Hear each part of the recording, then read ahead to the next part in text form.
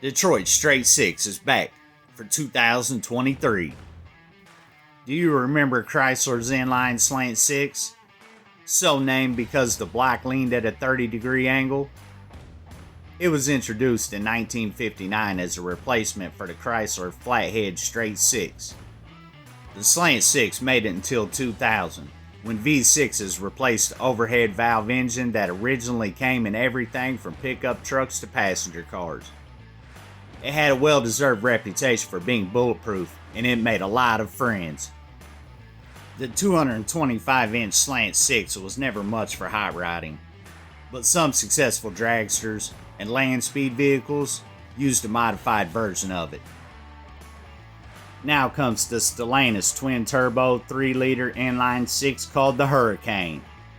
And coming very soon, Dodge's Direct Connection Performance Center will market the Hurricane, a hot rodded version of the straight six for, hot rods, resto mods, and other performance vehicles.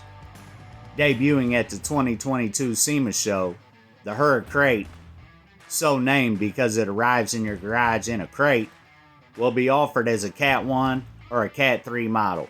The Cat 1 is expected to offer up to 420 horsepower, while the Cat 3 delivers up to 550 horsepower.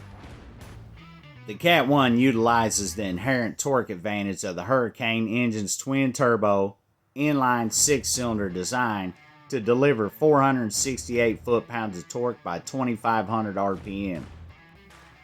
While the Cat 3 delivers its max 531 foot-pounds of torque at just 3,500 RPM, if that isn't enough, there are plans for a racing variant, the Hurricane Cat X.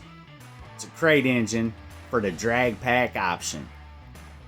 Some fast aftermarket versions of the inline six are here, and somewhere William Wortman, father of the slant six, he must really be smiling.